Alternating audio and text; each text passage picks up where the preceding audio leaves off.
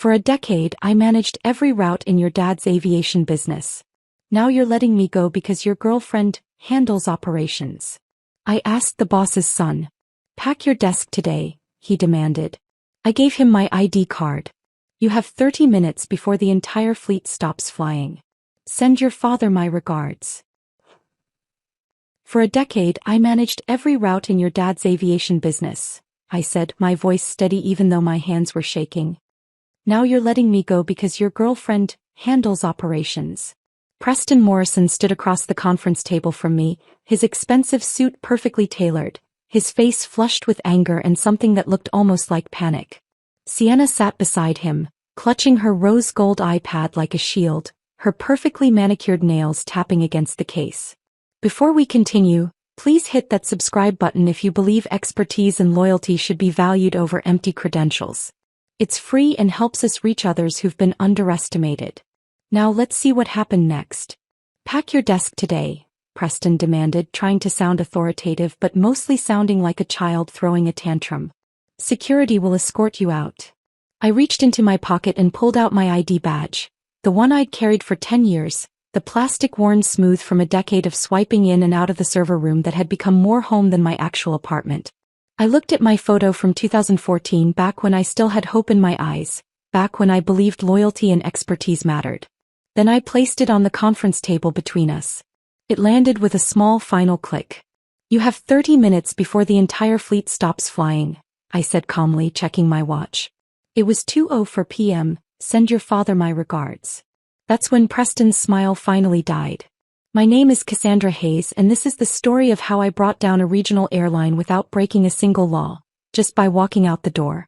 But to understand how we got to that conference room, to that moment, to those 30 minutes that would destroy everything Preston's father had built, you need to understand what I was.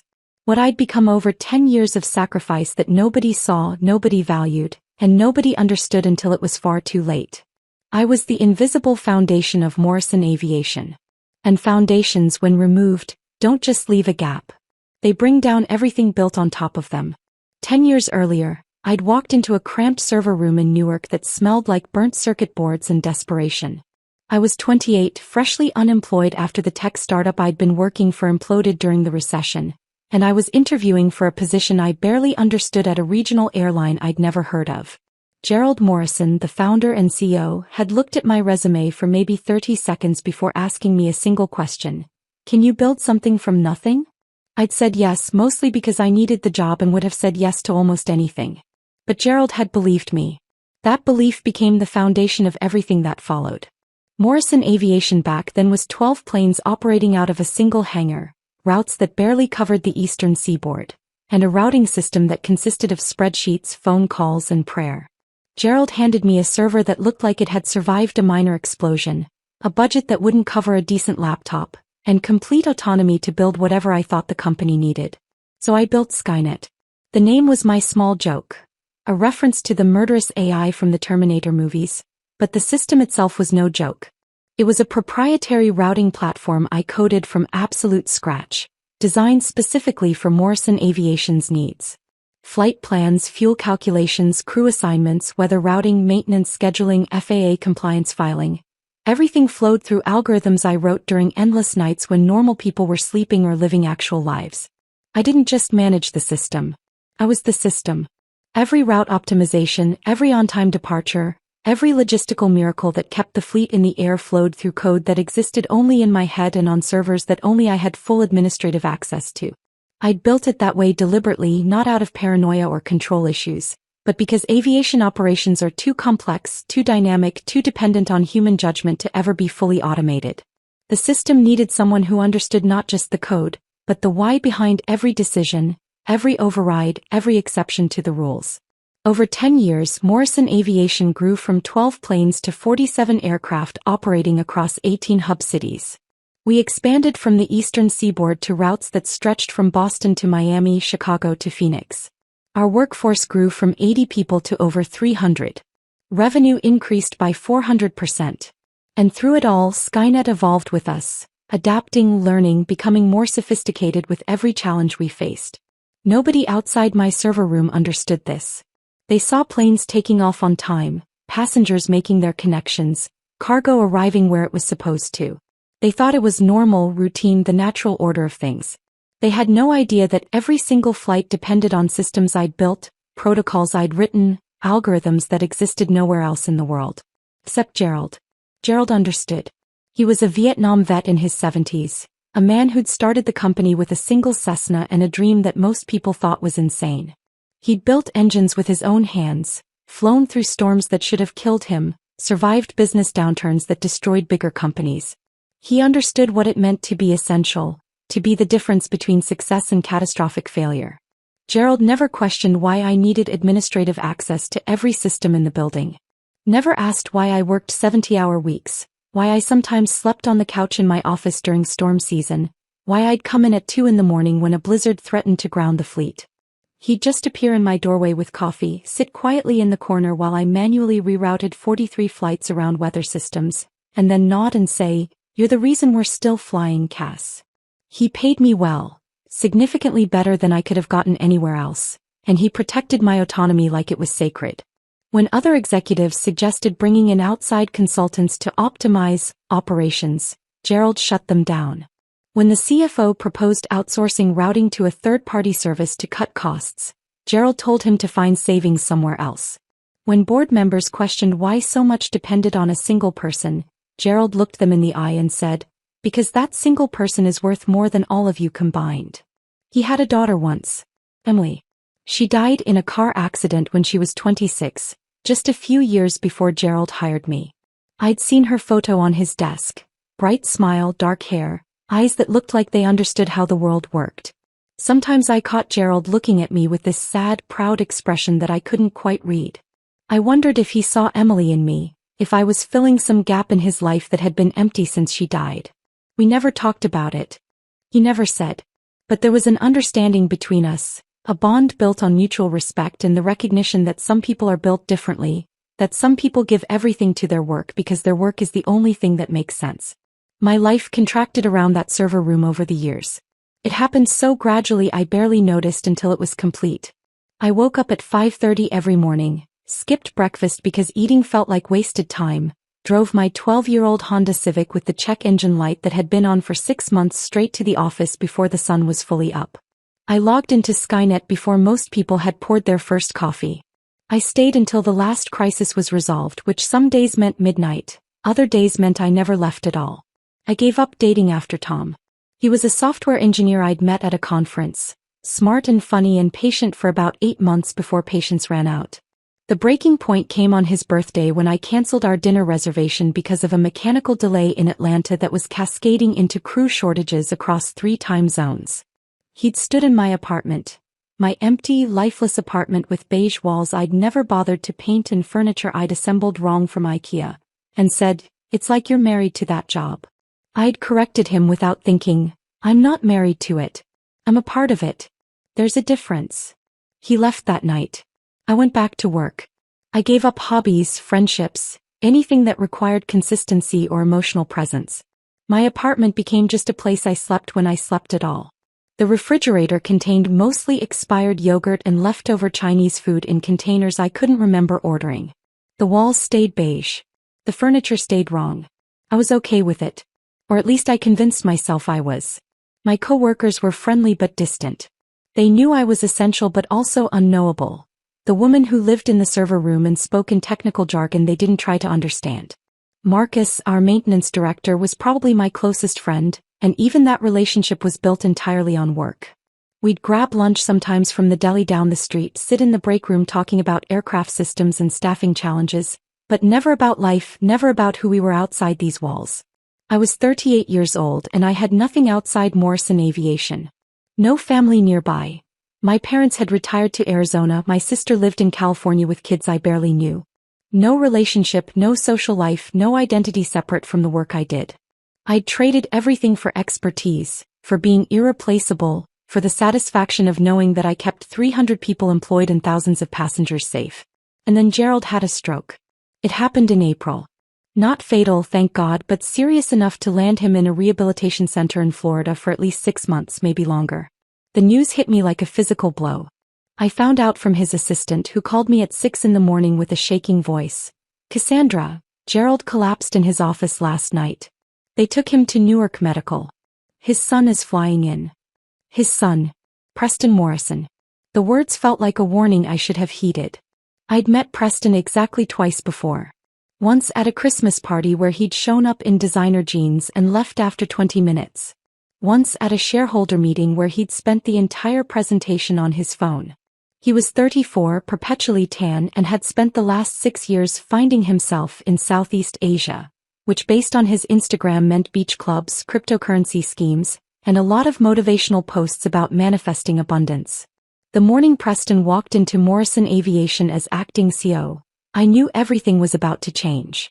He arrived late, 9:30, which in our world might as well have been noon, wearing a 3-piece suit that cost more than my monthly rent.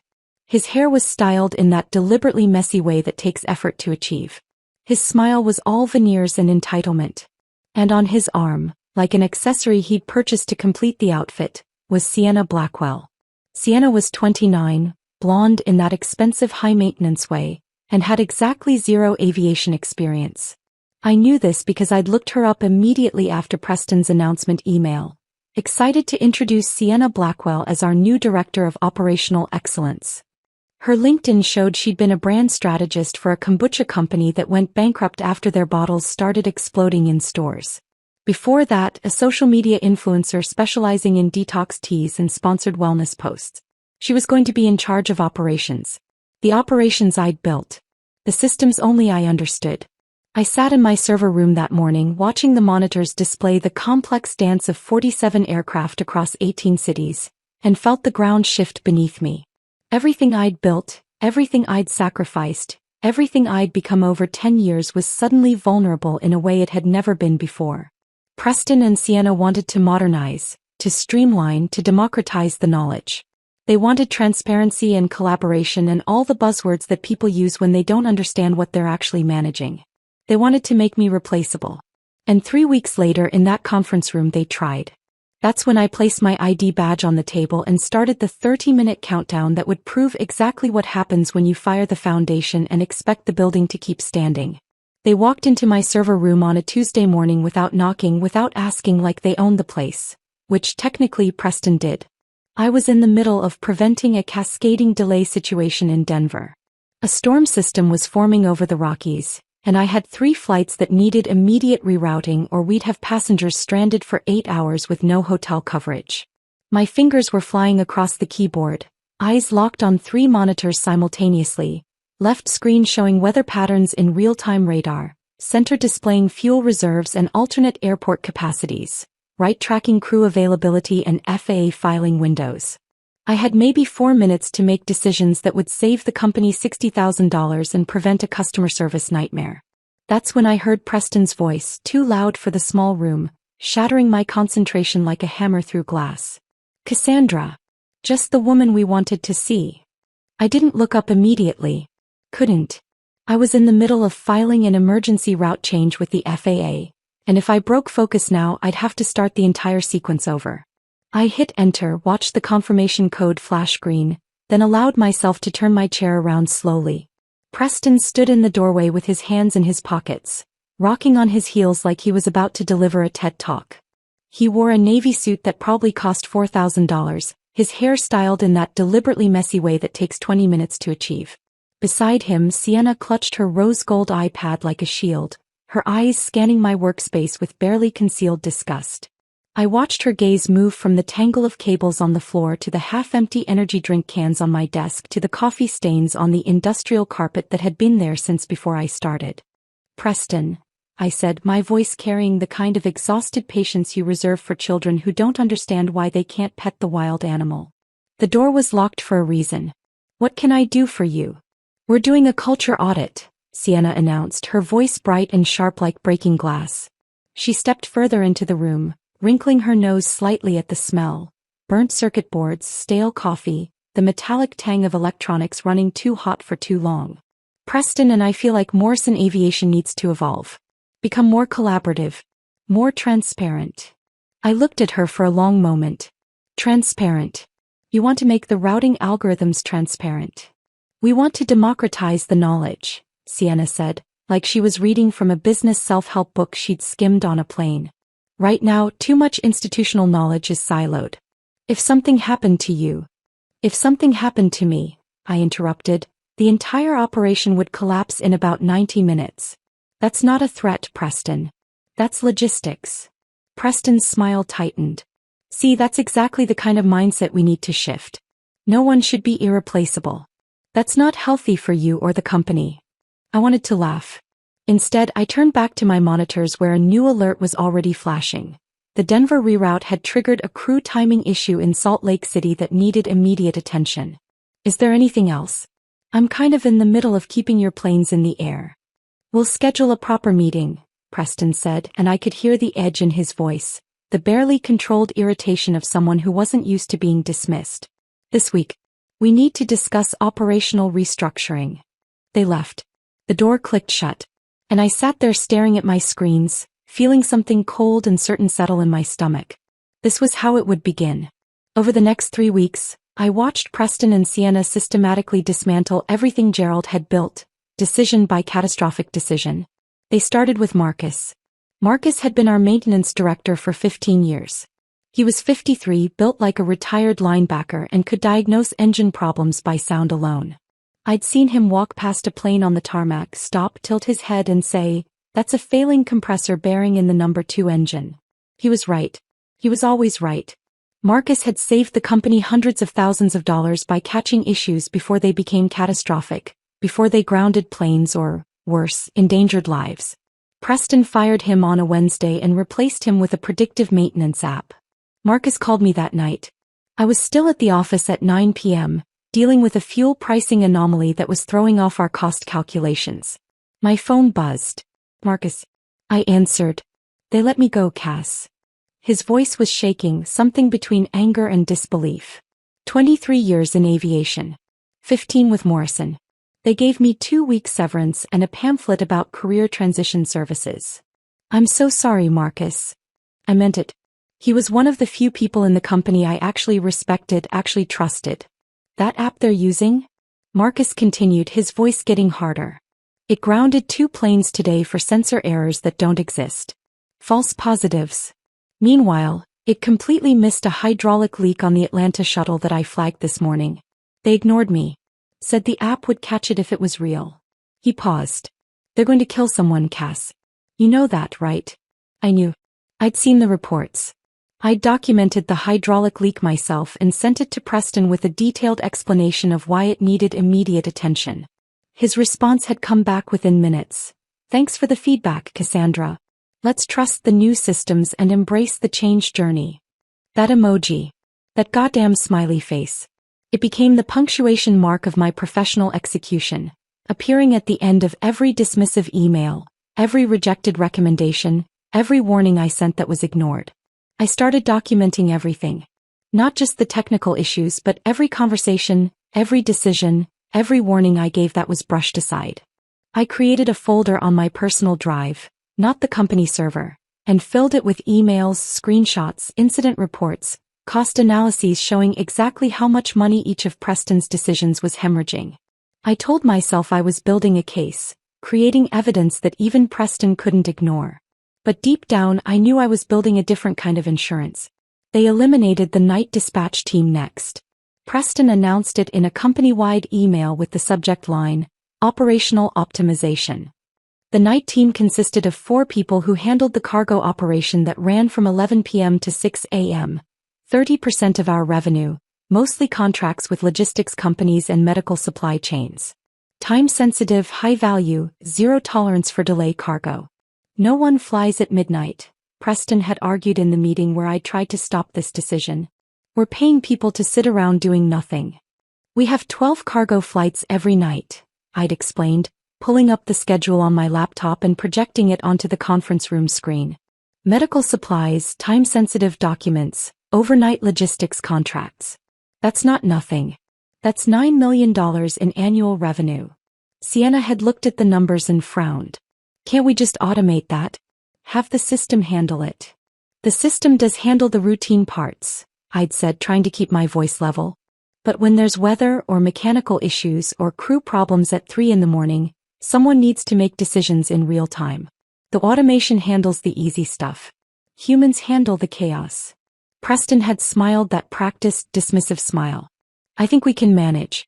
If issues come up, we'll address them then. The night team was gone by Friday. By Monday, we'd missed 2 critical cargo deadlines because a mechanical issue in Memphis went unnoticed for 6 hours. The client canceled their contract. That was $3 million in annual revenue gone. I sent Preston a detailed breakdown of the cost. He replied, "Learning curves are part of growth. Let's stay positive." Then Sienna started shadowing me. She appeared in my office one morning with her rose gold iPad and a smile that was all teeth and no warmth. "Preston thought it would be great if I learned the operations side from you. Knowledge transfer. Knowledge transfer. Like 10 years of expertise could be downloaded in a few casual observation sessions." She sat in the corner of my server room, scrolling through Instagram, occasionally looking up to ask questions that revealed a comprehension of aviation operations roughly equivalent to a golden retriever's understanding of quantum physics. "Why do we have so many different route codes?" she asked one afternoon, examining her manicured nails. "Couldn't we just number them 1 through 10? Make it simpler." I stared at her, trying to formulate a response that wouldn't get me fired on the spot. Because we have 47 aircraft operating across 18 hub cities with different fuel capacities, passenger loads, crew certifications and weather patterns. 1 through 10 wouldn't even cover the planes, much less the variables. She wrinkled her nose like I'd deliberately said something complicated just to confuse her. "That seems unnecessarily complex." "Aviation is complex, Sienna. That's why people train for years to do it." Another day she asked, "Why does the system need to talk to the FAA? Can't we just email them our flight plans?" I took a long breath, counting to 5 in my head. The FAA requires real-time flight plan filing with encrypted verification protocols. Email wouldn't meet federal requirements. We'd be grounded within an hour. He typed something on her iPad, not looking at me. "Have you considered using AI to make this more intuitive?"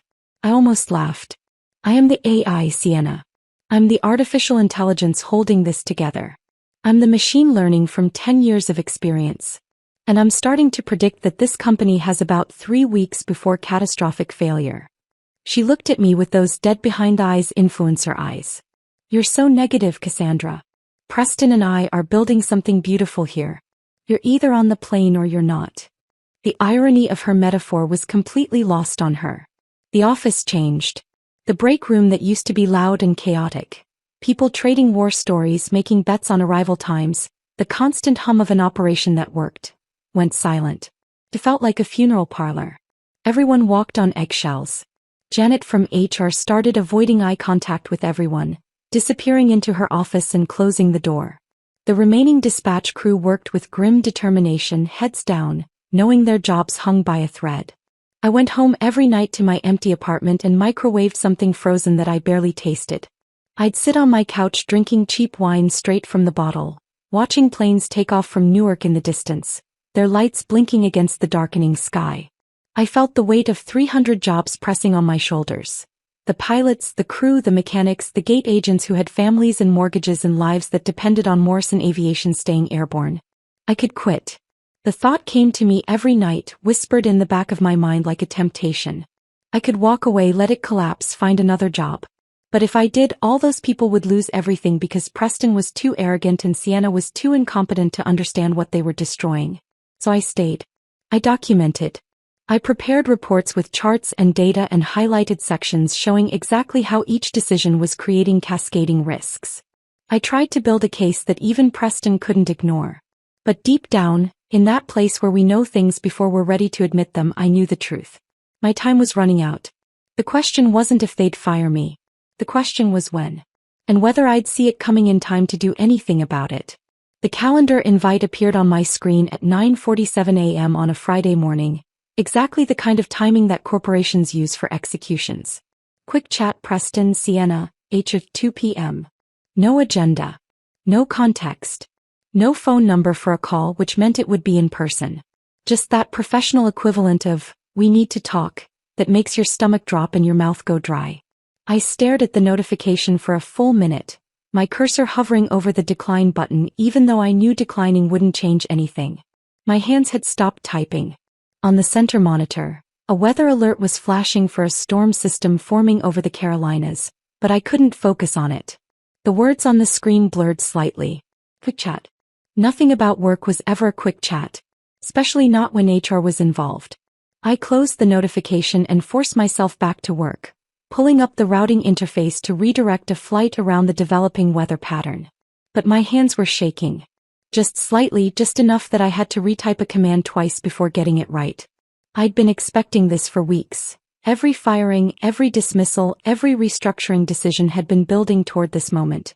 But seeing it actually scheduled made it real in a way that all my mental preparation hadn't. I looked around my server room.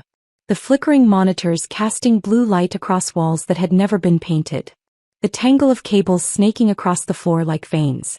The half-dead succulent on my desk that I'd been keeping alive for 3 years, watering it sporadically when I remembered. A small living thing in a space otherwise dominated by machines. This was my kingdom, my creation, the place where I'd spent more hours than my own apartment. And they were about to exile me from it. I thought about calling Marcus, but he was already gone, already fired, already dealing with his own betrayal. What would I say anyway? That I was next. He already knew. Everyone knew. The only question had been when. Instead, I made a decision that would define everything that followed.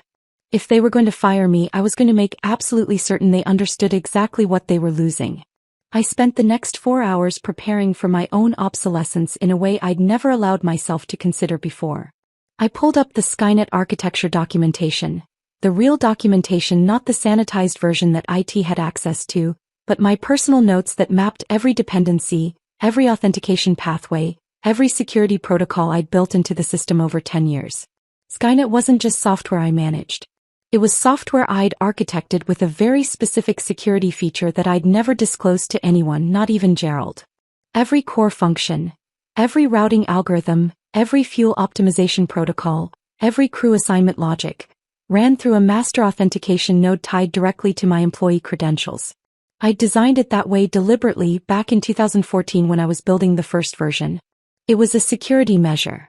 If my account was ever compromised by a hacker or unauthorized access, the system would immediately lock down to prevent damage. But there was an unintended consequence I'd discovered 3 years ago during a routine security audit. If my credentials were deactivated, not compromised but actually terminated in the HR system, the authentication node would interpret it as a critical security breach. The system wouldn't just log me out. It would initiate a complete lockdown protocol, reverting all automated functions to manual override and purging temporary route caches to prevent potential data corruption. In plain English, if they fired me, every plane in the fleet would lose its digital flight plan within approximately 30 minutes of my credentials being terminated. I'd never mentioned this to anyone because I'd never needed to. Gerald trusted me. Gerald would never fire me. But Gerald wasn't here anymore, and his son was about to make the most expensive mistake of his life.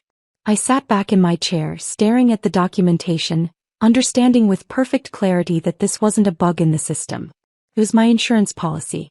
At 1:45 p.m. I began quietly cleaning out my desk. Not obviously, I didn't want to telegraph anything to the few remaining coworkers who might glance through my office window. But methodically, I transferred my personal photos to my phone. The one of my grandmother who'd raised me. The picture of me and my sister from 5 years ago. The last time we'd seen each other in person. I deleted my browsing history, cleared my personal bookmarks, logged out of my email on my phone. I backed up exactly nothing related to Morrison Aviation. No files, no code, no documentation. If they wanted my knowledge, they should have valued it while they had it. I packed the framed photo of my grandmother that had sat on my desk for 10 years. The glass cracked slightly in one corner from the time I'd knocked it over during a particularly stressful night. I packed the stress ball shaped like an airplane that Gerald had given me on my 5th anniversary, his way of acknowledging what I did without making a big deal of it. I watered my succulent one last time, knowing it would be dead within a week under anyone else's care. Then I sat in my chair and waited, watching the clock on my monitor count down the minutes. At 1:58 p.m. I stood up, smoothed down my shirt, the same polyester company polo I wore most days, wrinkled from being pulled out of a drawer that morning, and walked to the executive conference room. The one with the glass walls overlooking the tarmac, where you could watch planes taxi while your career was terminated. The symbolism felt almost poetic. I could see them through the glass before I opened the door. Preston sat at the head of the long table like a king on a throne, his posture carefully arranged to project authority he hadn't earned. Sienna was to his right, clutching her iPad against her chest like a shield.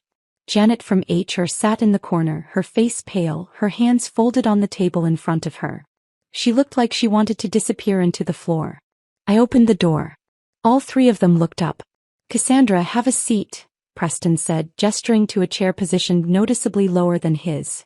A power move I'd read about in the same business books he'd apparently skimmed during his years of finding himself. I remained standing. I prefer to stand. Bad back. Comes from carrying this company for a decade. Preston's jaw tightened. Sienna's nostrils flared. "Look, Cassandra," Preston started, his voice trying for gentle and landing somewhere around condescending. "We've been evaluating the organizational structure, and Sienna and I feel that your approach to operations is, how do we say this? Too traditional," Sienna interrupted, leaning forward with that earnest expression influencers use when they're about to say something they think is profound. "We need agility. We need someone who embraces innovation, who isn't stuck in legacy systems and territorial thinking. Someone who's a culture fit." I looked at her for a long moment. "Someone like you." "Exactly." Sienna beamed, completely missing the sarcasm dripping from my voice. "I've been studying operational frameworks for 3 weeks now, and I really think I can bring fresh energy to routing and logistics." I felt something inside me snap. Not anger exactly. Anger is hot, reactive, uncontrolled. This was different. This was cold, crystalline clarity. The kind of clarity that comes when you finally stop fighting gravity and just let yourself fall. "For a decade, I managed every route in your dad's aviation business," I said slowly, deliberately, my voice steady even though my hands were shaking. "Now you're letting me go because your girlfriend handles operations?" Preston's face flushed red. He stood up, trying to reclaim whatever authority my words had just stripped from him. "This isn't about Sienna.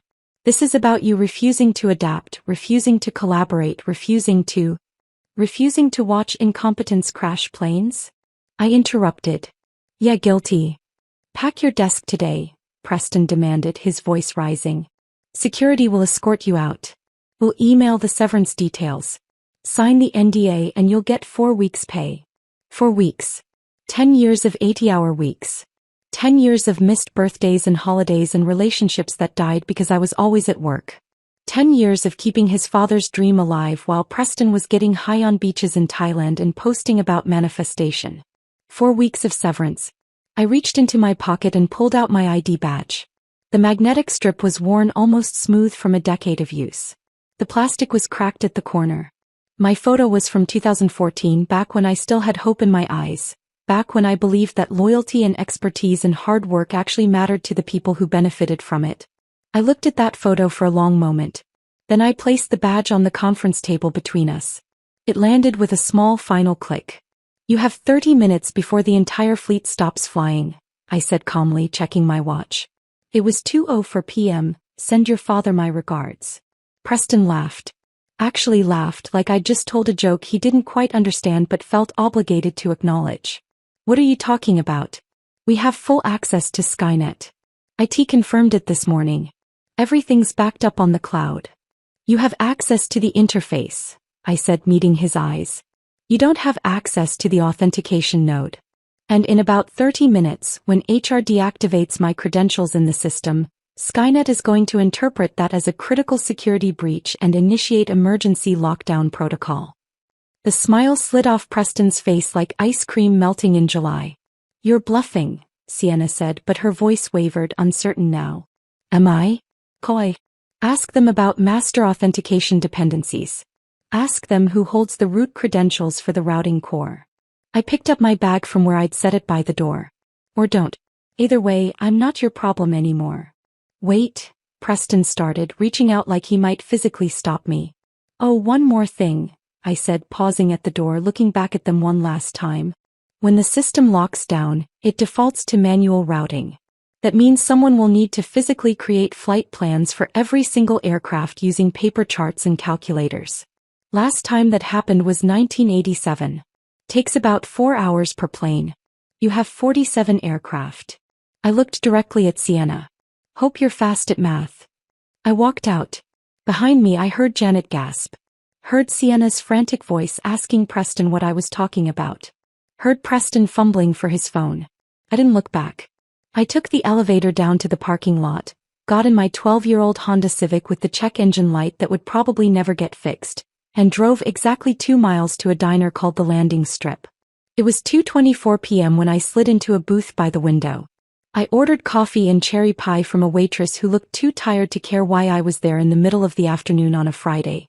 And then I waited for the world to end. At 2:31 p.m., my phone started buzzing like an angry wasp trapped in my purse. I pulled it out and looked at the screen. Preston Morrison. I declined the call and set the phone face down on the diner table. The waitress had just brought my pie, cherry with a lattice crust that looked homemade, and I wasn't about to let Preston ruin it. The phone buzzed again. Sienna Blackwell. Declined. Janet from HR. Declined. A number I didn't recognize but assumed was IT. Declined. I took a bite of pie. The filling was perfect, not too sweet with just enough tartness to make my mouth water. I chased it with coffee that actually tasted like coffee instead of the burnt sludge from the office break room. Outside the diner window, I could see planes taking off from Newark in the distance, their wings catching the afternoon sunlight as they climbed into clear blue sky. My phone buzzed with a text. Marcus. Cass, what's happening? Systems are throwing errors I've never seen before. I stared at the message for a moment, then set the phone down without responding. I wanted them to feel it. I wanted them to understand in real time what it meant to lose the person who held everything together. I wanted Preston to sit in that conference room, surrounded by people who didn't know what they were doing, and slowly realize that his girlfriend's 3 weeks of studying operational frameworks hadn't prepared her for this. I took another bite of pie. At 2:47 p.m. Marcus sent another message. First alert just appeared on the operations board. Flight 2847 to Chicago showing route authentication error. Dispatchers are panicking. Preston's screaming at I. What did you do? I smiled into my coffee cup. What did I do? I hadn't done anything. I'd simply left. I'd walked out the door like they'd asked me to. The system was doing exactly what it was programmed to do, protecting itself from unauthorized access when the master credentials disappeared. I could picture it perfectly. The operations center with its wall of monitors, the dispatchers staring at screens that were suddenly displaying errors they'd never seen before. The IT team frantically checking connections, rebooting servers, searching through documentation they didn't understand. Preston standing in the middle of it all, his expensive suit wrinkled now, his carefully styled hair falling into his eyes, his voice getting higher and more panicked with every passing minute. At 2:51 p.m. the cascade accelerated. Marcus sent a rapid series of texts. Flight 1203 to Atlanta, authentication error. Flight 0956 to Dallas, authentication error. Flight 2334 to Minneapolis, same thing. Cass, it's spreading. Every flight is throwing errors. The authentication node is looking for something and can't find it. I sipped my coffee and watched the planes outside continue their normal operations. Delta, United, American, all flying perfectly fine. Only Morrison Aviation was falling apart. Because Morrison Aviation had fired the person who knew how to keep it flying. One by one, every plane in the system was throwing red flags as the authentication node searched for my credentials, found nothing and initiated lockdown protocols. It was beautiful in its own way. A perfect cascade of failure triggered by a single missing piece. Like removing a keystone from an arch and watching the entire structure collapse inward. At 2:53 p.m., Marcus's text came through in all capital letters. FAA just issued a ground stop. All Morrison aircraft grounded pending resolution. Cass, what is happening? The FAA ground stop. The nuclear option. The thing that happens when air traffic control decides an airline has lost control of its own operations and represents a safety risk. Planes already in the air would be diverted to alternate airports. Planes on the ground would stay there, frozen at their gates, passengers trapped inside, pilots unable to access updated flight plans or departure clearances. I could imagine the chaos. Dispatchers trying manual overrides, typing in backup codes that didn't work because there were no backup codes. I was the backup system. IT trying to reboot Skynet entirely, watching it come back online, search for my credentials, find nothing, and immediately lock down again. A perfect feedback loop. An elegant spiral of failure that I'd neither created nor prevented. I'd simply removed myself from the equation and the equation had collapsed. My phone started ringing again. Preston. I let it ring 4 times before I answered, putting it on speaker and setting it on the table next to my half-eaten pie. Fix this. Preston's voice exploded from the speaker, high-pitched and cracking with panic and rage. I don't know what you did, but you need to fix this right now. I took a slow sip of coffee, letting the silence stretch between us. The old man at the other end of the diner glanced over, then went back to his newspaper. The waitress refilled my cup without comment. I didn't do anything, Preston, I said finally, my voice calm and measured. You fired me, remember? Pack your desk today, you said. So I did exactly what you asked. I packed my desk. I turned in my badge. I left. The system did exactly what it was programmed to do. You sabotaged us. He was practically sobbing now. In the background I could hear Sienna crying, someone yelling about the FA phones ringing off the hook. The operations center must have been complete pandemonium. You did something to the system before you left. I protected intellectual property. I corrected him, keeping my voice steady. Check the security protocols you never bothered to read. Section 7.3.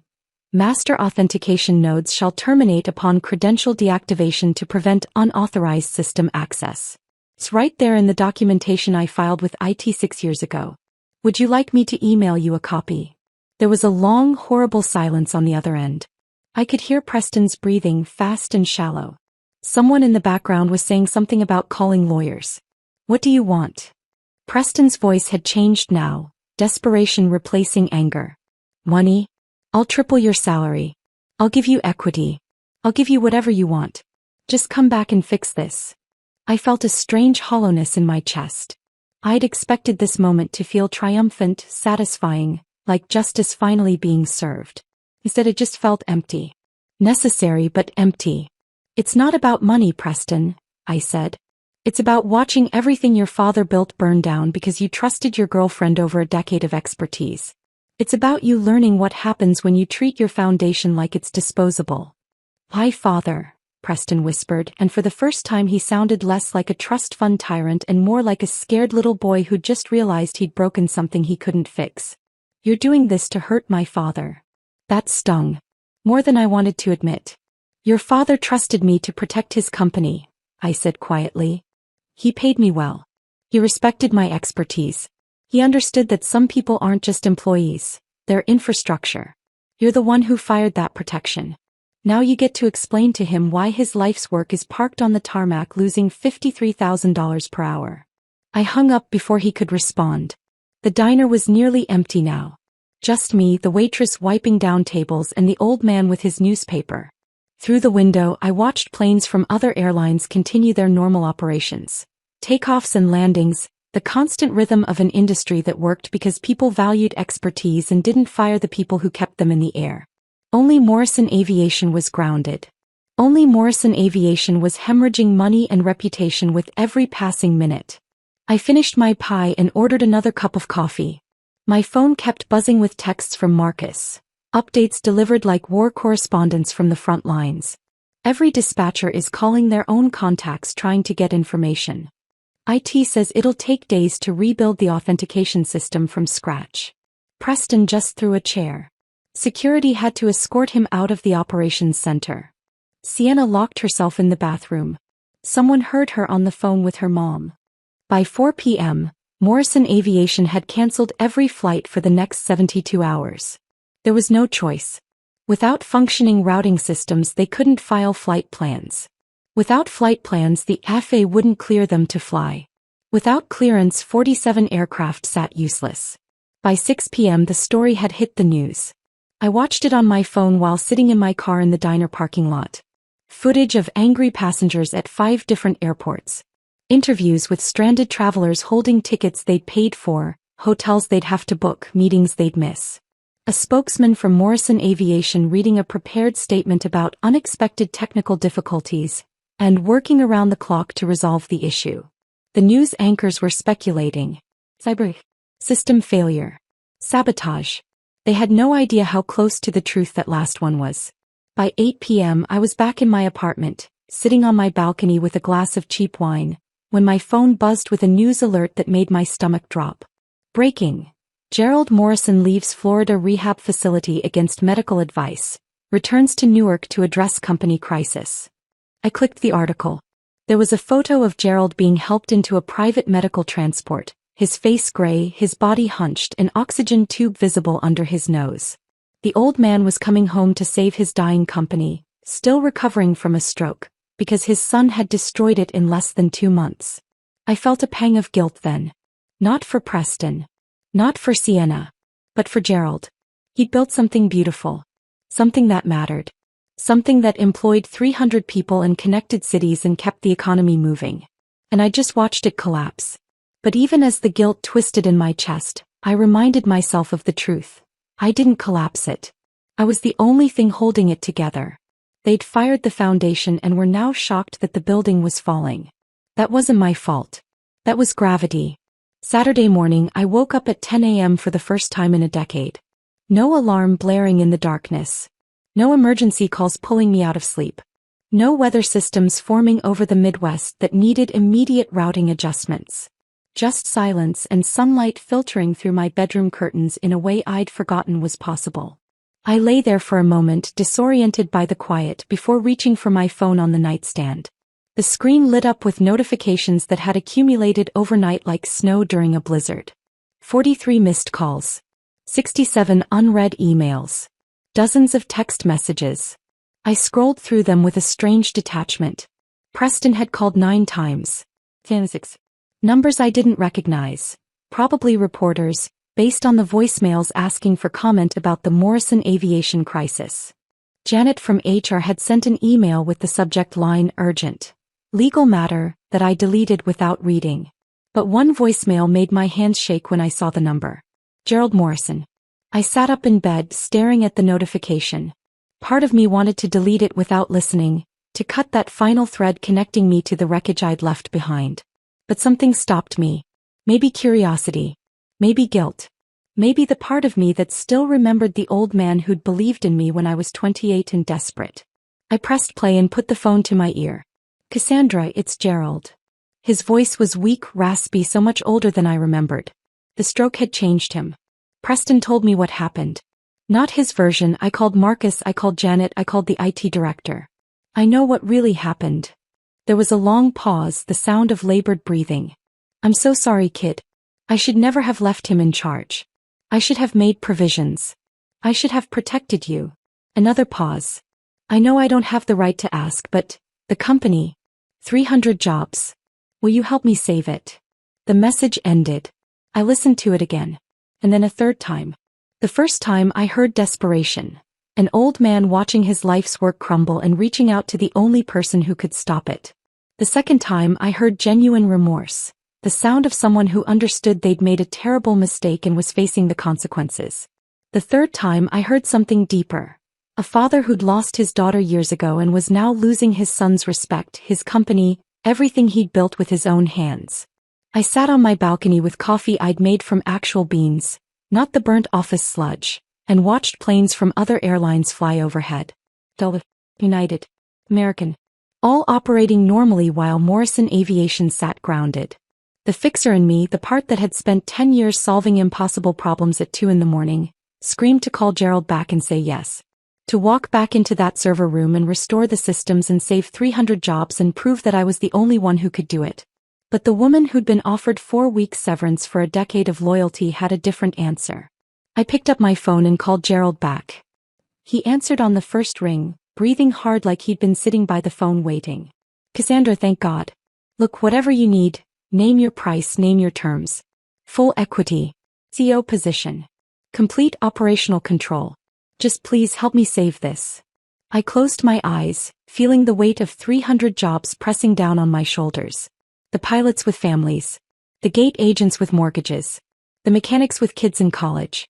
All of them counting on Morrison Aviation to keep flying, to keep paying their salaries, to keep existing. Mr. Morrison, I can't come back, I said quietly. Whatever you want, Cassandra. I'll give you anything. If I come back and fix this, I interrupted. I'm admitting I sabotaged the system. And we both know that's not true. Your son made a personnel decision without understanding the technical consequences. That's on him, not me. Silence on the other end. Then, in a voice that sounded broken, then what do I do? How do I fix this? I took a breath. There are no easy fixes. But I'll give you a gift because I still respect what you built, even if your son tried to destroy it. Anything. Tell me. In your office, bottom drawer of the credenza behind your desk, there's an envelope marked System Recovery Protocol.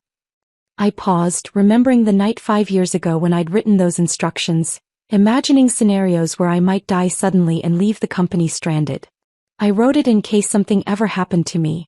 Accident, illness, whatever. Follow those instructions exactly. It'll take your IT team about 96 hours to rebuild the authentication architecture from scratch. You'll be flying again by Wednesday. Gerald was quiet for a long moment. You planned for this. You knew this could happen. I planned for my death, Gerald. I didn't plan for your son to be an idiot. But the protocol will work either way, assuming your IT team can follow directions without screwing it up. I heard him exhale, something between a laugh and a sob. What else? What else do I need to do? This was the moment that would define everything. I could be generous, diplomatic, professional. Or I could tell him the hard truth that nobody else would. I chose truth. Fire Preston, I said. Immediately. Today. Don't give him a transition period. Don't let him save face. Fire him and Sienna both and make it clear to everyone, publicly, that they're the reason this happened. Cassandra. Put Marcus back in charge of operations. He's the only one left who actually understands aviation. And if you ever let someone who thinks synergy is a strategy anywhere near your company again, you deserve what happens next. Gerald was quiet for a long moment. When he finally spoke, his voice was small. He's my son, Cassandra. He's your son, I agreed. But he's also the reason 300 people might lose their jobs. He's the reason your company is about to declare bankruptcy. He's the reason your life's work is circling the drain. I paused. You have to choose, Gerald. Family or legacy. You can't save both. The silence stretched between us, heavy with calculations I couldn't see but could imagine. The math of love versus responsibility. Blood versus competence. The son he'd raised versus the company he'd built. Okay, Gerald finally said, his voice barely above a whisper. Hey, I'll do it. I'll fire him. Another pause. Then, but Cassandra, will you ever forgive me? For not protecting you, for not seeing this coming. I felt tears prick my eyes, unexpected and unwelcome. I wiped them away with the back of my hand, watching a plane climb into the clear morning sky. I don't know, Mr. Morrison, I said honestly. Ask me again in a year. I hung up before he could respond. For another hour I sat on my balcony watching the sky, feeling the weight of everything that had happened settle into my bones. I'd destroyed a company without breaking a single law. I'd proven my point in the most devastating way possible. I'd watched Preston lose everything he'd taken for granted. But I hadn't destroyed it. Not really. I'd just removed myself from an equation that couldn't function without me, and the equation had collapsed under its own weight. That wasn't sabotage. That was gravity. By Monday morning, the industry news was reporting that Preston Morrison and Sienna Blackwell had been terminated from Morrison Aviation, effective immediately. Gerald had reassumed temporary control from his hospital room in Newark, working with doctors and nurses hovering nearby, probably against every piece of medical advice he'd been given. Marcus sent me a text at noon. They're following your protocol. IT team is rebuilding the authentication node. Should be done by Wednesday morning. Gerald fired Preston this morning. Apparently it got ugly. Preston threatened to sue for wrongful termination. Sienna deleted all her social media accounts after someone found her kombucha disaster and it went viral. You saved 300 jobs without even being here, Cass. You're a legend. I stared at the text for a long time. I didn't feel like a legend. I felt tired. Hollow. Like I'd won a battle I never wanted to fight in the first place. By Tuesday I had 11 job offers sitting in my inbox. 6 from competing airlines who'd watched Morrison's meltdown and realized the value of someone who actually understood operations instead of just talking about disruption and innovation. 1 from a logistics consulting firm offering me twice what Gerald had paid. They wanted me to audit their systems and train their teams. One from an aviation technology startup that wanted me to build routing software from scratch. And one from Marcus himself. When this is over and Gerald retires for real, he wants you back. CEO position. Full equity. Your terms. He means it, Cass. I read that message 3 times, imagining walking back into Morrison Aviation as the person in charge. Fixing everything Preston had broken. Building it back better than before. Taking Gerald's legacy and carrying it forward the way it deserved. But I couldn't. Because going back would mean admitting that none of this had taught them anything, that firing me had been a mistake they could just undo with enough money and apologies. I declined them all except one. Airlink Dynamics. Morrison's biggest competitor. The airline that had been quietly eating our market share for years, watching our mistakes and learning from them. They offered me vice president of route operations, complete autonomy over my department, a team of 12 people who actually knew what they were doing, and a salary that made my hands shake when I saw the number. It was more money in a month than I used to make in 6. I accepted the offer and started the following Monday. Wednesday morning I started my new job from my apartment, wearing pajamas and sitting at my kitchen table with actual sunlight streaming through the windows instead of the fluorescent hell of the server room. Aerolink Dynamics had sent everything by courier the day before. A high-end laptop that was probably worth more than my car. Login credentials in a sealed envelope. A welcome packet with benefits information that made Morrison's look like a joke.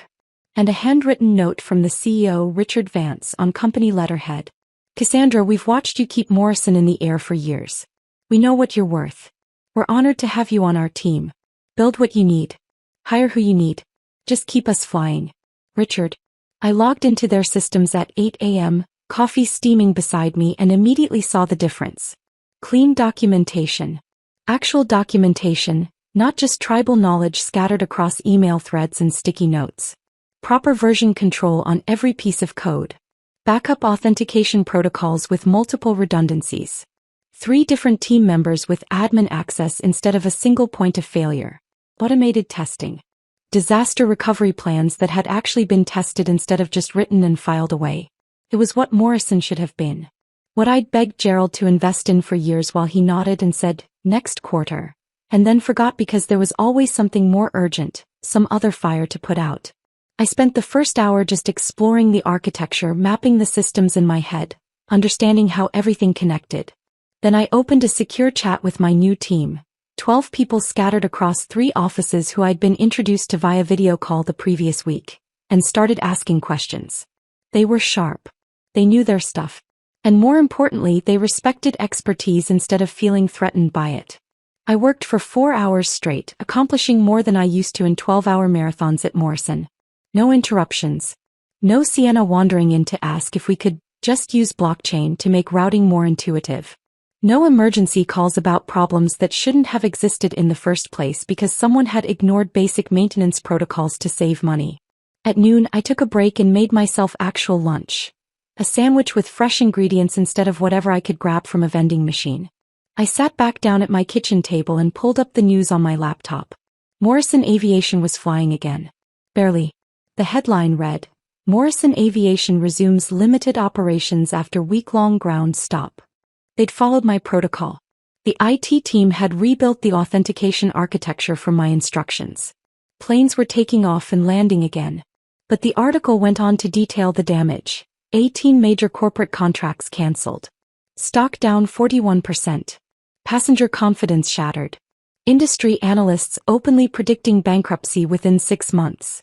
I should have felt satisfaction. Dad, I just felt tired. That afternoon, Preston gave a press conference and I watched it with the kind of morbid fascination you reserve for car crashes you can't look away from. He stood at a podium in what looked like Morrison's main conference room, flanked by lawyers in dark suits. He looked like he'd aged 10 years in a week. His tie was crooked. His eyes were red-rimmed either from crying or not sleeping. His carefully styled hair hung limply across his forehead. He read from a prepared statement, his voice flat and lifeless. Morrison Aviation deeply regrets the operational disruptions of the past week. We take full responsibility for the technical failures that impacted our valued customers and their travel plans. We are implementing new protocols and safeguards to ensure this never happens again. We appreciate the patience and understanding of our passengers during this difficult time. A reporter shouted from the crowd before Preston could step away from the podium. Mr. Morrison, is it true the outage was caused by your decision to fire your operations lead? Preston flinched visibly. That was a personnel matter. We believed we were moving in a new direction with operational leadership, but we recognize now that we didn't fully understand the technical dependencies of our systems. So you're admitting you made a mistake? Another reporter pressed. We're admitting that we underestimated the complexity of our routing infrastructure, Preston said carefully, reading from notes his lawyers had clearly prepared. We're taking steps to ensure better knowledge transfer and documentation going forward. Where is Sienna Blackwell? A third reporter called out. The Director of Operational Excellence you appointed just 2 months ago? Preston's jaw tightened. Ms. Blackwell is no longer with the company. Her role has been eliminated. Did she resign or was she fired? No further comment on personnel matters, one of the lawyers interjected, stepping forward to end the press conference. The camera cut to a different location. Gerald Morrison in his hospital room in Newark, giving an interview from his bed. He had an oxygen tube in his nose, monitors beeping softly in the background. He looked older than I'd ever seen him, smaller somehow, diminished by illness and the weight of watching his life's work crumble. We made mistakes, Gerald said, his voice weak but clear, staring directly into the camera. I made mistakes.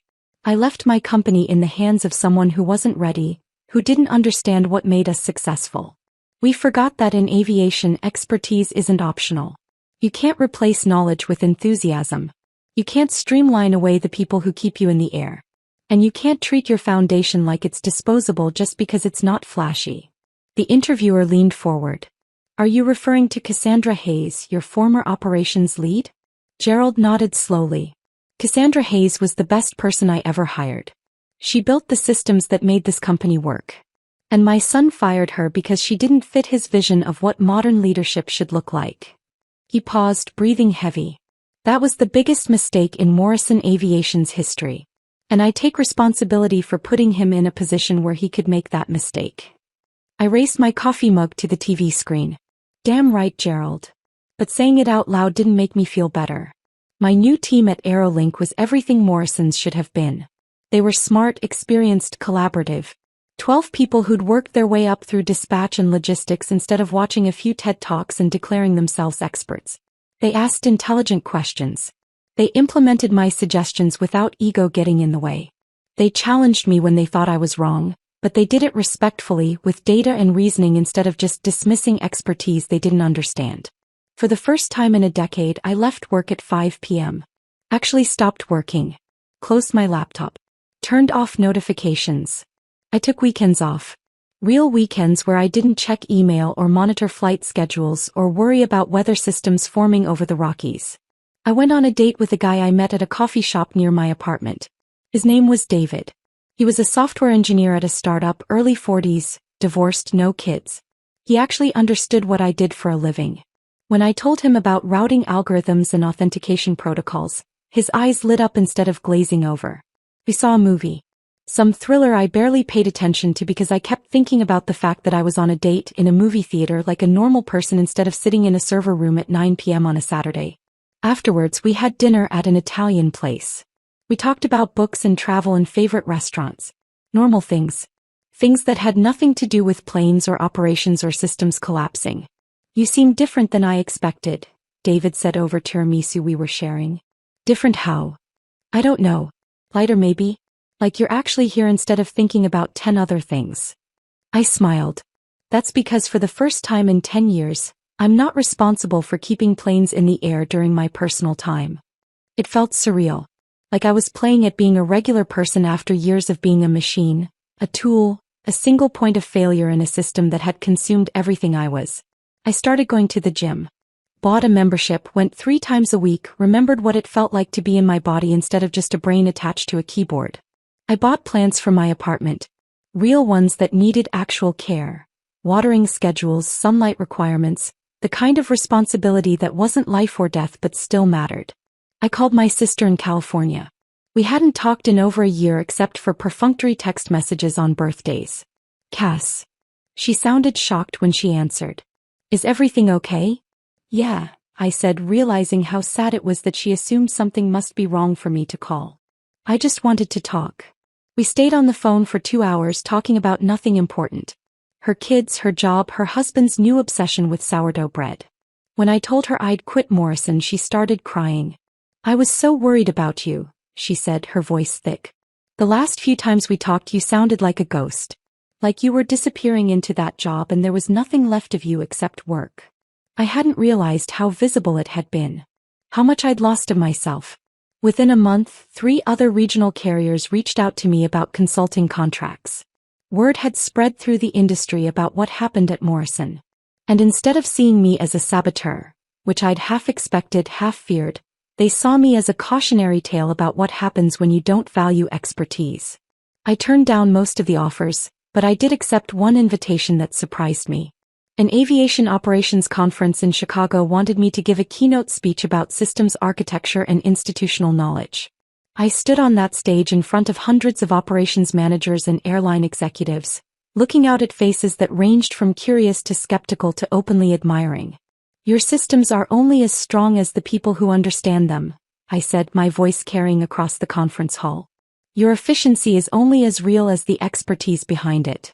And if you think you can replace institutional knowledge with an app, a dashboard, or someone's girlfriend who watched a few YouTube videos, you're not optimizing. You're setting a timer on a bomb you don't know how to defuse. The applause was deafening. Afterwards, executives lined up to hand me business cards, asking if I'd consult for them, audit their systems, train their teams. I was becoming something I'd never expected. Not just an operations manager, but a voice for everyone who'd ever been dismissed, undervalued, treated like they were replaceable when they were actually irreplaceable. Felt strange. Felt powerful. It felt like vindication. Morrison Aviation declared bankruptcy exactly 6 months after I walked out of that conference room. I was sitting in my new office at Aerolink, an actual office with windows and a door that closed, not a cramped server room that smelled like burnt electronics, when Marcus called. His name flashed on my phone screen. I picked up on the second ring. It's over, Cass. His voice was heavy, flat with resignation. Gerald tried everything. Sold routes. Liquidated assets. Begged investors. But the damage was too deep. Chapter 11 filing went through this morning. I set down the report I'd been reviewing and stared out the window at the tarmac below, where Aerolink planes taxied in perfect choreographed precision. What happens now? Aerolink is buying what's left, Marcus said. Your company, actually. They're keeping some routes, absorbing some aircraft, cherry-picking the profitable pieces. But most of the corporate structure is gone. HR, finance, executive team, all gone. I felt a strange numbness, like watching a building you used to live in burn down from a safe distance. You know you should feel something, grief, satisfaction, vindication, but all you feel is detached observation. What about the employees? I asked. The 300 jobs? Aerolink is keeping about 60% of operations staff, pilots and crew. They want people who actually know how to do the work. Marcus paused. The rest get severance packages and unemployment. It's not nothing, but it wasn't enough. It was never enough when you'd built your life around a job that suddenly disappeared. Preston's already gone, Marcus continued. Took a job at his father-in-law's real estate company in Connecticut. Apparently he's starting at the bottom, actually learning the business this time. Sienna started a podcast about workplace toxicity and overcoming professional trauma, but it only lasted 4 episodes before she gave up. Not enough sponsors, I guess. I almost laughed at that. Almost. And Gerald. Marcus's voice broke. Gerald's in hospice, Cass. The stress, the stroke, the bankruptcy, it was too much. His heart's failing. Doctors say he's got days, maybe a week. The numbness cracked. Just a little. Just enough to let something sharp and painful through. Which hospice? I heard myself ask. Marcus gave me the address. I wrote it down on a sticky note, my handwriting shaky. After we hung up, I sat in my office for 20 minutes, staring at that address, trying to decide what I owed Gerald Morrison. What I owed the man who'd believed in me and then failed to protect me. The man who'd built something beautiful and then handed it to someone who destroyed it. I drove to the hospice center in Newark on a cold November afternoon, not entirely sure why I was going but unable to stay away. The building was nicer than I expected. Modern with large windows and a small garden visible from the parking lot. The kind of place you go to die with dignity instead of just die. I checked in at the front desk. The receptionist gave me a visitor badge and directions to Gerald's room. Second floor, East Wing, room 247. I took the stairs instead of the elevator, delaying the inevitable. Gerald was in a private room overlooking the garden. The afternoon light filtered through sheer curtains, casting everything in soft gold. He was hooked up to monitors that beeped softly, an oxygen tube in his nose and 4 in his arm. He looked smaller than I remembered, fragile in a way that made my throat tight. His eyes were closed when I walked in. I thought maybe he was sleeping, thought maybe I could just leave without him knowing I'd been there. But then he stirred, his eyes opening slowly, focusing on me with effort. "Cassandra," he said, his voice barely above a whisper. "I didn't think you'd come." I pulled a chair closer to his bed and sat down. I wasn't sure I would either. We sat in silence for a moment. The monitors beeped their steady rhythm. Somewhere down the hall, I could hear a nurse talking to another patient, her voice gentle and practiced. "I'm sorry," Gerald finally said. "For all of it." I looked at him, at the tears already forming in his eyes. "Gerald. No, let me say this." He coughed, wincing. "I'm sorry for Preston. For not protecting you. For building something I loved more than I loved being a father." He paused, struggling for breath. If I'd raised him right, if I'd taught him what mattered instead of just giving him everything he wanted, maybe none of this would have happened. The tears were running down his weathered face now, disappearing into the oxygen tube. "You built something beautiful," I said quietly. "Preston broke it. That's on him, not you." Gerald shook his head slightly. "I handed him the tools to break it. I gave him power he wasn't ready for. I chose family over competence because I thought blood meant something more than it does." He looked at me with eyes that held decades of regret. "You were the daughter I should have raised, Cass. Emily would have been like you, smart, tough, irreplaceable. I'm proud of you, kid. And I'm sorry I didn't say it enough when it mattered."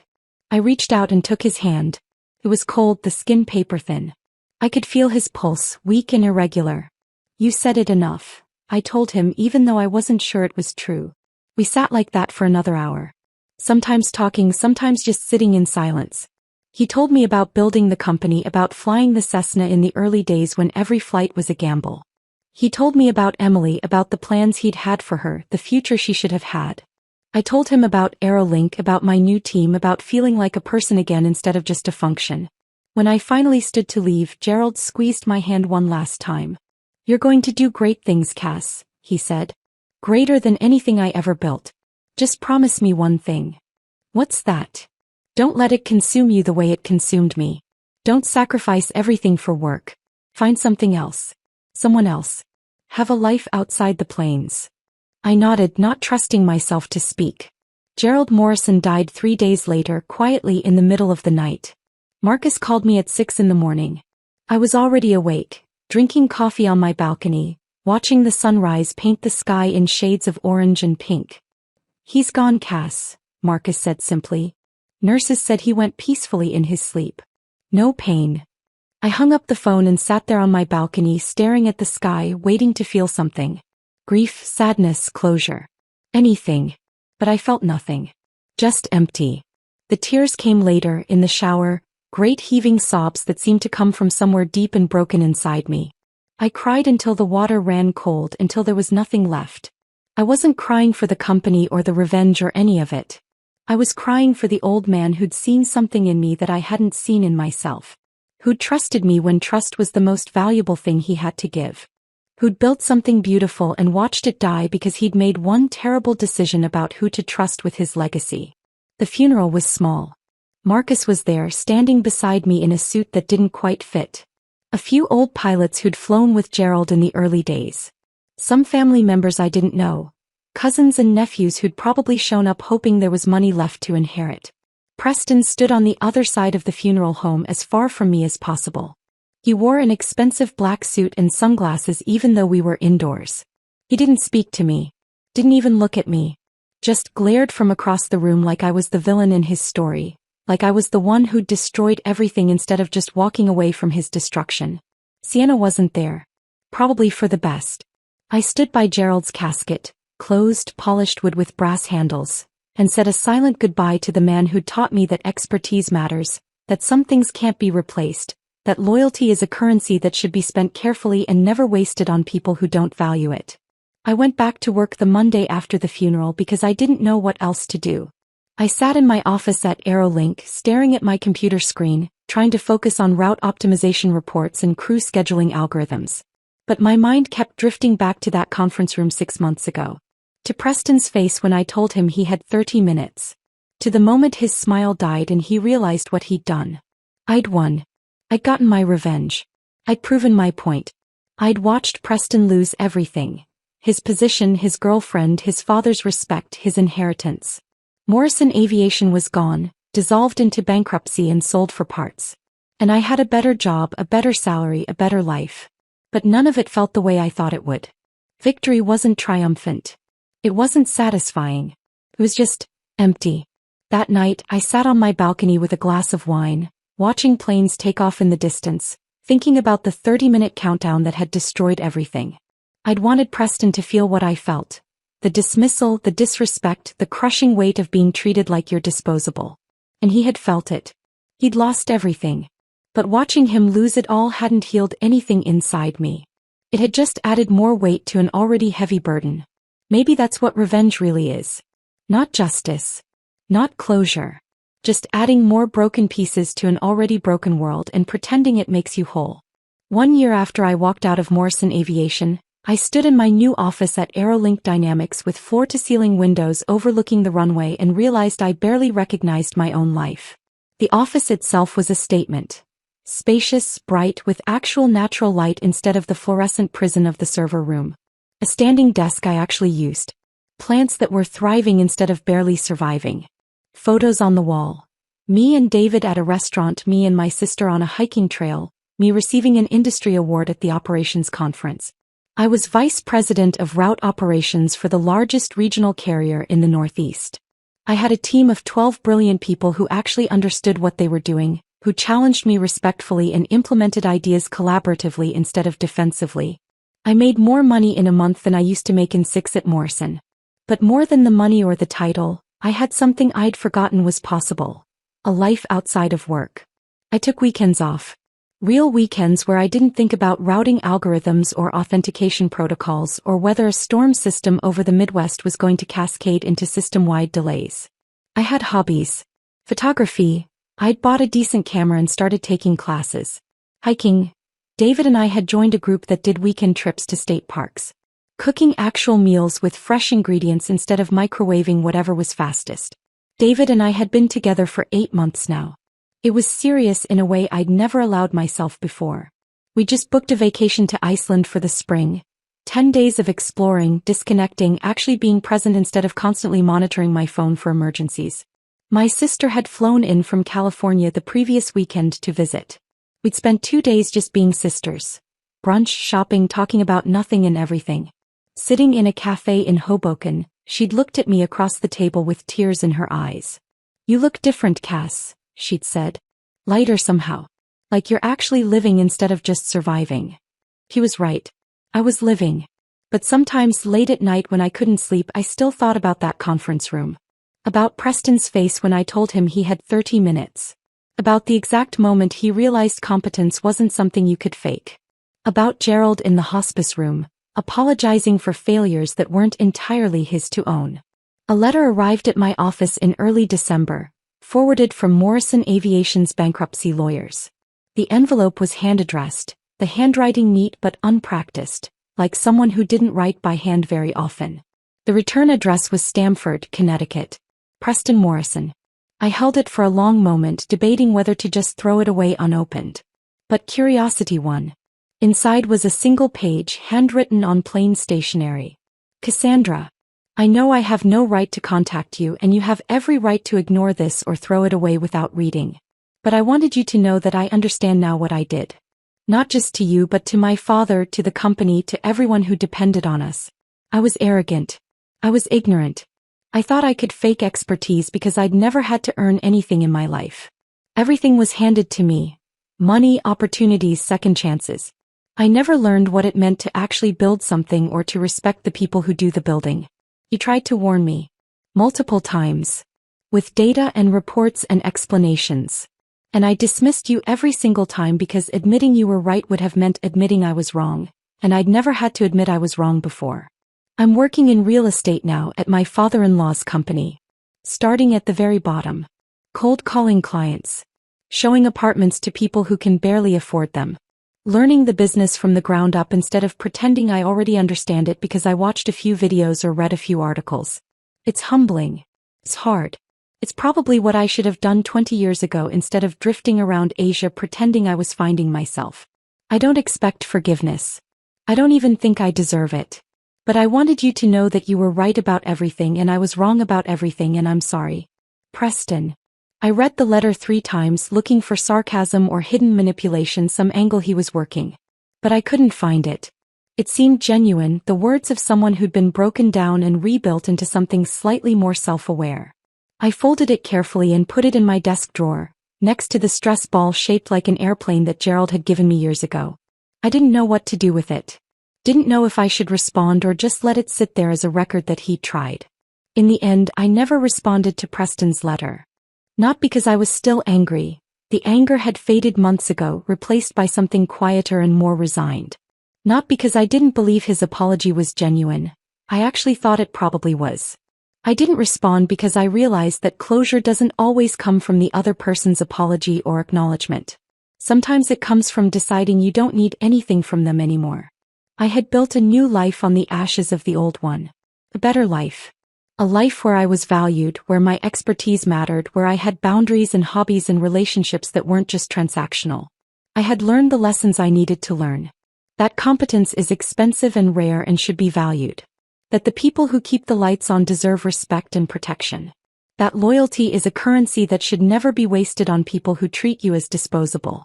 But I'd also learned something else, something harder and more complicated. Revenge doesn't heal you. It doesn't make you whole.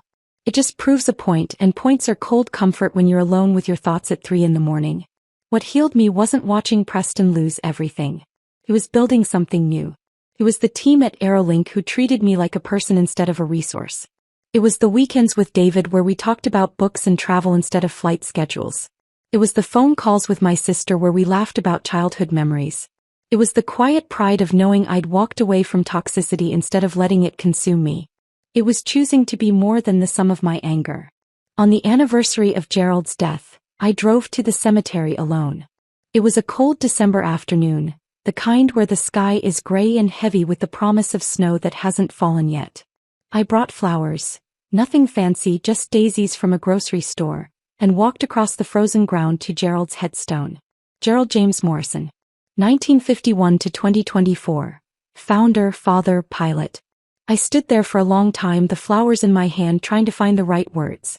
You were right about a lot of things, Gerald, I finally said out loud, my breath forming clouds in the cold air.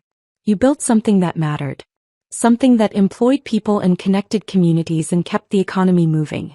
You trusted the wrong person to protect it, but that doesn't erase what you created. I placed the flowers at the base of the headstone. I carry that with me now.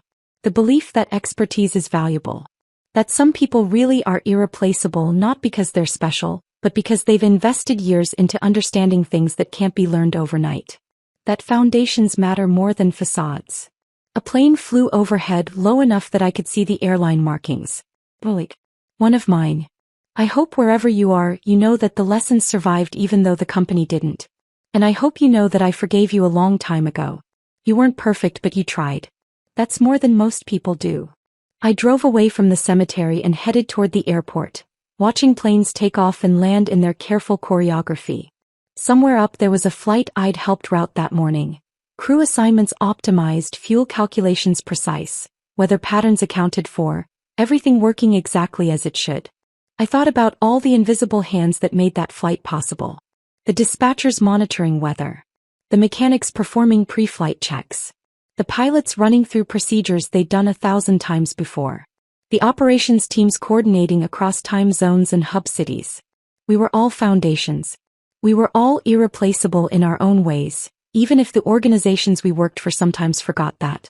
And maybe that was the real lesson I'd learned from everything that happened. You can fire the pilot, but you can't fly the plane with enthusiasm and good intentions and motivational quotes. Expertise isn't optional.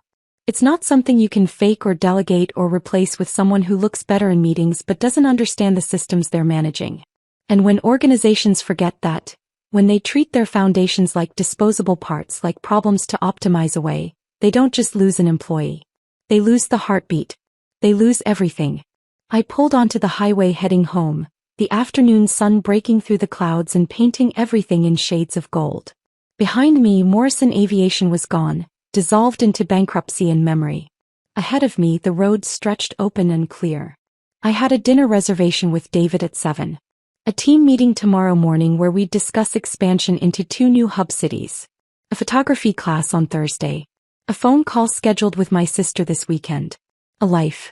An actual life instead of just an existence built around preventing catastrophes. And for the first time in more than a decade, I wasn't looking back.